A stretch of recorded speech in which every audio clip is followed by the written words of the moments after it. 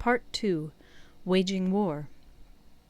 Sun Tzu said, "In the operations of war, where there are in the field 1,000 swift chariots, as many heavy chariots, and 100,000 mail-clad soldiers with provisions enough to carry them 1,000 li, the expenditure at home and at the front, including entertainment of guests, small items such as glue and paint, and sums spent on chariots and armour, will reach the total of 1,000 ounces of silver per day. Such is the cost of raising an army of 100,000 men." When you engage in actual fighting, if victory is long in coming, then men's weapons will grow dull and their ardour will be damped. If you lay siege to a town, you will exhaust your strength. Again, if the campaign is protracted, the resources of the state will not be equal to the strain. Now, when your weapons are dulled, your ardour damped, your strength exhausted, and your treasure spent, other chieftains will spring up to take advantage of your extremity. Then no man, however wise, will be able to avert the consequences that must ensue. Thus, though we have heard of stupid haste in war, cleverness has never been seen associated with long delays.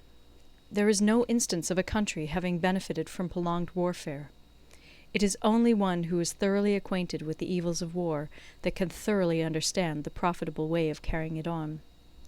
The skilful soldier does not raise a second levy. Neither are his supply wagons loaded more than twice. Bring war material with you from home, but forage on the enemy. Thus the army will have food enough for its needs. Poverty of the state exchequer causes an army to be maintained by contributions from a distance. Contributing to maintain an army at a distance causes the people to be impoverished. On the other hand, the proximity of an army causes prices to go up, and high prices cause the people's substance to be drained away. When their substance is drained away, the peasantry will be afflicted by heavy exactions.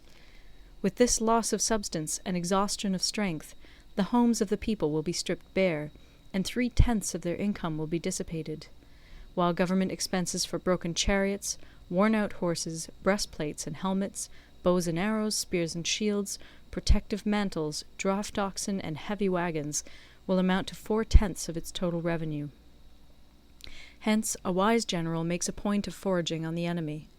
1 cartload of the enemy's provisions is equivalent to 20 of one's own, and likewise a single picul of his provender is equivalent to 20 from one's own store.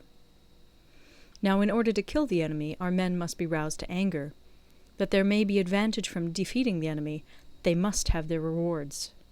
Therefore, in chariot fighting, when 10 or more chariots have been taken, those should be rewarded who took the first. Our own flags should be substituted for those of the enemy, and their chariots mingled and used in conjunction with ours. The captured soldiers should be kindly treated and kept. This is called using the conquered foe to augment one's own strength. In war, then, let your great object be victory, not lengthy campaigns. Thus it may be known that the leader of armies is the arbiter of the people's fate, the man on whom it depends whether the nation shall be in peace or in peril. End of Part 2. Recorded in Toronto, Ontario by Moira Fogarty, October 2006.